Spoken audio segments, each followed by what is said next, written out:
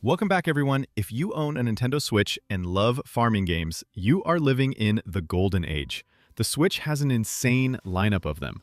From chill, cozy vibes to deep RPG experiences, there's genuinely something for everyone. Let's get into it. Fae Farm drops you on the magical island of Azoria after a shipwreck, and from there, you're handed a house, a farm, and a world full of problems to fix. The game is built around quest-based progression. You clear environmental hazards like whirlpools and toxic gas by diving into dungeons, fighting enemies with a magic wand, and uncovering the source of each problem. Farming, cooking, potion making, fishing, and bug catching all work together, and your furniture actually boosts your health, stamina, and magic stats. It supports up to 4 players online or local co-op, and 2 major free content updates have added new areas and companions. It leans more toward completing quests than pure farming, which gives it a more structured feel than most in the genre. The magic twist keeps daily tasks fresh, and unlocking spells that let you harvest whole fields at once feels genuinely satisfying.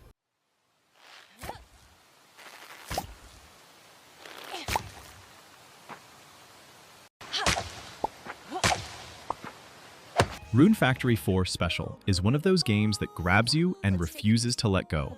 You play as either a male or female hero who falls from the sky, lands on a dragon named Ventuswill, and wakes up with amnesia in the town of Selphia, which promptly makes you its prince or princess. From there, you're juggling farming, dungeon crawling, crafting, cooking, fishing, monster taming, relationship building, and governing the town. Every single skill levels up from use, even walking and sleeping, which creates this constant dopamine loop of improvement. Farming feeds into combat because better crops mean better meals, and meals give you buffs in dungeons. You can recruit townsfolk or tamed monsters into your party.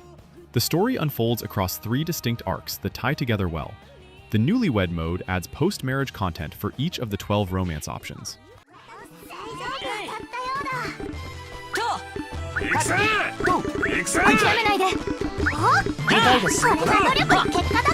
Wylde Flowers is one of the most story-driven farming games you'll find on the Switch. You play as Terra, a woman who moves from the city to her grandmother's farm in the small coastal town of Fairhaven. What starts as a simple farm life quickly reveals something deeper. Terra is a witch, her grandmother is part of a secret coven, and the whole town is wrapped up in a conflict rooted in fear and misunderstanding. The game covers a full in-game year with a clear story arc, and it hits emotional beats that most farming sims completely skip. Farming, fishing, animal care, and crafting are all here, but they're more background to the witch mechanics brewing potions, riding a broomstick, casting spells, and interacting with the Fae world. The entire cast of 30 characters is fully voice acted, with 18+ hours of dialogue, and the romance options are genuinely well written.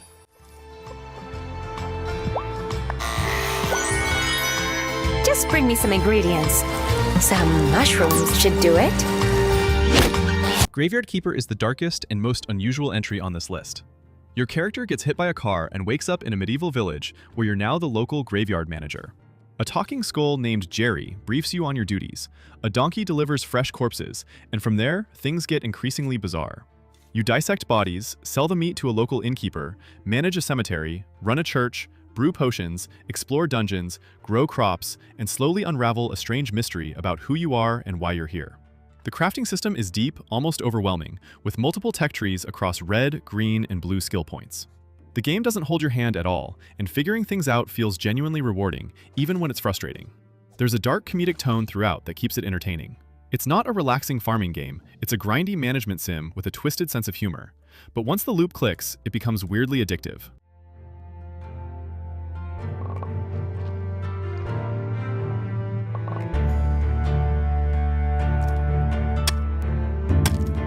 Friends of Mineral Town is a remake of the beloved GBA classic, and it brings back everything that made the original special. You move to Mineral Town, inherit a rundown farm from your late grandfather, and get to work rebuilding it season by season. The loop is pure and simple.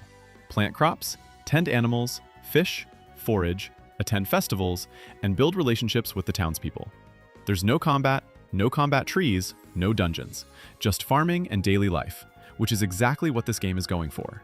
You can pursue romance with multiple eligible characters, and now same-sex marriage is included. The seasons dictate what you can grow and what events happen, giving the year a natural rhythm. Compared to Stardew Valley, it's lighter and less punishing. The hot spring restores stamina nearby, and the game never really pressures you. It's nostalgic comfort food if you grew up with Harvest Moon, and a clean, welcoming entry point if you're brand new to the genre.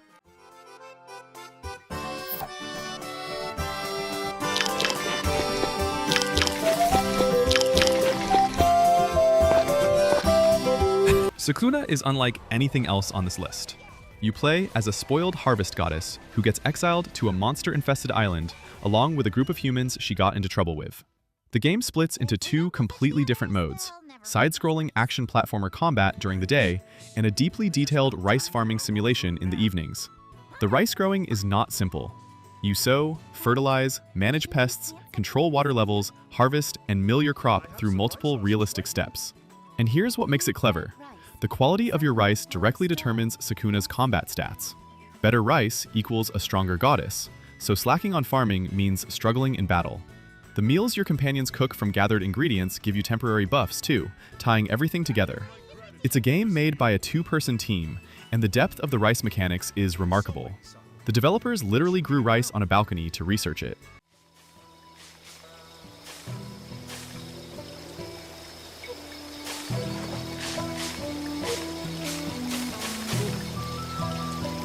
Yonder is the most peaceful game on this list. No combat whatsoever, no enemies, no way to die. You play as a character who washes up on the island of Gamea, which is being overtaken by a mysterious purple substance called murk. Your job is to explore the beautifully crafted open world, collect materials, join guilds in different regions, help villagers with quests, build up farms, and track down magical creatures called sprites to clear the murk. The world is divided into 8 distinct biomes that change with the seasons: snow in winter, blooms in spring, and each area has its own visual identity. Farming here is light. You set up plots, plant crops, hire farmhands, befriend animals, but it's more of a side activity than the core. The main draw is just exploring a gorgeous, stress-free world at your own pace. It's been compared to a mix of Breath of the Wild and Animal Crossing, which is a fair description. One season follows the next, and still no news. When you return to these shores, you must learn to live off the bounty. Our big farm story. You inherit your grandfather's farm, which is in a complete state of disrepair, and he's also mysteriously missing. So you're rebuilding the farm while following a storyline that slowly uncovers what happened to him. The gameplay covers all the basics: planting crops, raising cows, chickens, and alpacas, breeding animals to find rare varieties, cooking, crafting, and decorating your farmhouse. There's a skill system built around collecting stickers from story progression, letting you specialize in farming, cooking, or crafting depending on your playstyle. The game has a very warm, friendly aesthetic, with fully voiced characters and a local co-op mode where one player controls the character and the other plays as the pet. It's not the deepest farming game on Switch, and it can feel mobile game adjacent in its pacing, but the atmosphere is genuinely charming, and it's one of the more accessible titles on this list.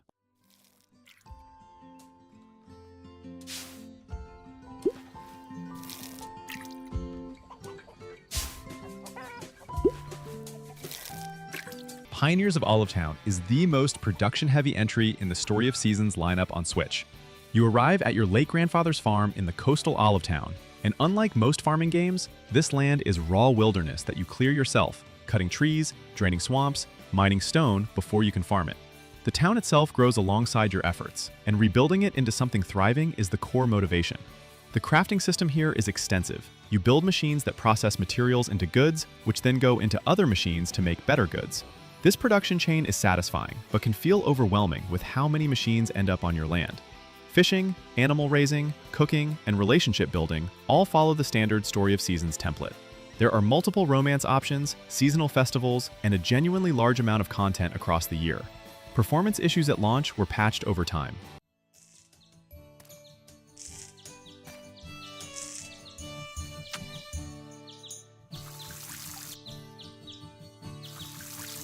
Rune Factory 3 Special is a remaster of the 2009 DS game, brought to Switch with updated graphics, redesigned 3D character models, and new content, including Newlywed Mode. You play as Micah, a young man with amnesia, who also happens to be able to transform into a sheep-like monster. He stumbles into the town of Charance and quickly discovers that humans and monsters are in conflict, and he's in a unique position to help bridge that divide. The story has real heart to it, and the central mystery of Micah's nature gives it something more personal than most farming RPGs. Combat uses real-time action across dungeons tied to the world map, and you can recruit both townsfolk and tamed monsters as party members. Magic seeds grow into fantasy crops with special properties that aid in your adventure. There are 11 romance options, more than any previous entry in the series. It feels slightly simpler than RF4, but the charm and story more than make up for it.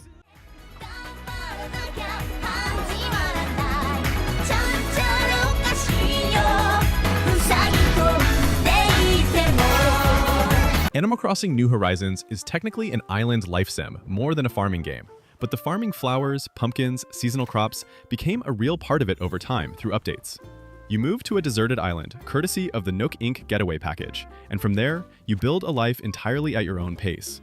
You terraform the island, invite villagers, decorate every inch of it, fish, catch bugs, donate to a museum, trade with online communities, and celebrate seasonal events tied to the real-world calendar. The game runs on an actual real-time clock, meaning autumn looks like autumn, and festivals happen when they're supposed to. The social dimension, visiting friends' islands online or in local co-op, became a cultural phenomenon during 2020. It's not deep in the farming sense, but the gardening system is surprisingly detailed, with flower hybrids and seasonal produce. The loop is gentle, personal, and genuinely joyful.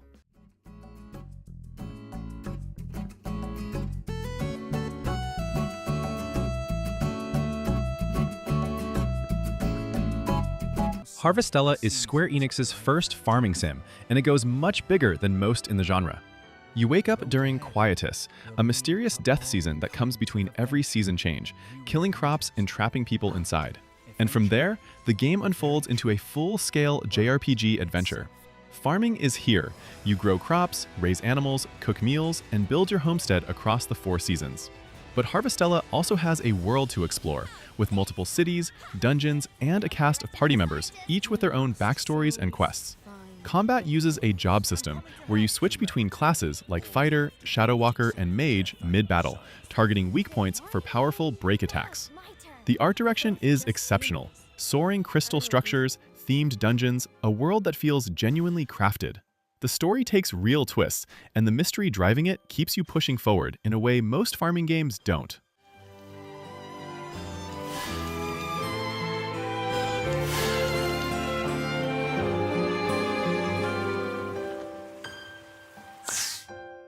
Winds of Anthos is the most ambitious Harvest Moon game Natsume has made in years, and the first time in a long while, the series genuinely felt fun. A volcanic eruption devastated the land of Anthos a decade ago, separating its villages behind magical barriers and putting the harvest goddess into a deep sleep. You find her distress signal in a bottle and set out to reconnect all the villages and wake her back up. The key twist here is that you farm using Doc Jr.'s Expando Farm, a portable setup that lets you plant crops anywhere in the world, from snow-covered mountains to sandy beaches. Each village has its own character, quests, and resources, and opening them up through Harvest Sprite collectibles gives the world a real sense of discovery. Mining has actual depth, with dowsing mechanics to find rare ores, and there are hundreds of mine floors. The game also lets you keep exotic animals like Bengal tigers and wolves as pets, and unique mounts for travel.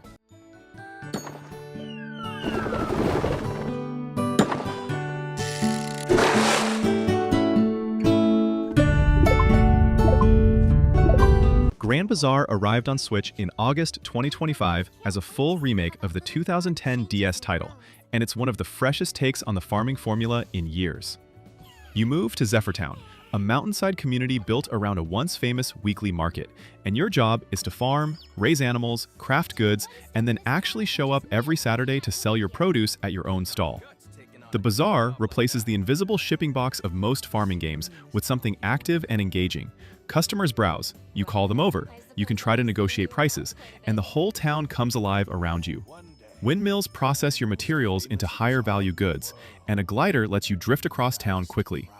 The farming and animal husbandry are classic Story of Seasons clean, satisfying, and focused, with less emphasis on mining than usual.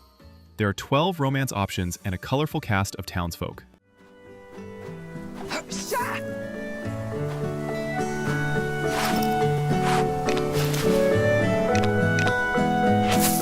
Stardew Valley. You leave your corporate job behind, inherit your grandfather's overgrown farm in Pelican Town, and build a new life from scratch. And the genius of it is just how much that means. Farming is deep and seasonal, with crop quality, fertilizers, and crop processing all mattering. Mining goes dozens of floors deep, with combat, rare ores, and escalating threats. Fishing is a whole separate skill set. The social mechanics are rich. Every villager in town has a detailed life, opinions, backstory, and multi-heart event storylines. You can marry, have kids, restore the community center, or sell out to a corporation, choices that actually affect the town. There's a combat-focused skull cavern for people who want challenge. A greenhouse unlocks for year-round farming. The whole thing was made by one person, which still feels unreal considering the scope. It has been updated for years with new content, seasonal events, and a massive late-game area.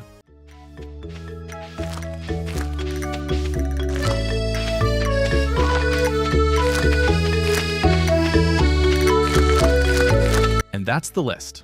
Whether you want a chill, cozy experience or something with real RPG depth, the Switch has you covered. Drop a comment below with your personal favorite. I'd love to know what farming game has eaten the most of your hours. Like and subscribe if you want more content like this, and I'll catch you in the next one.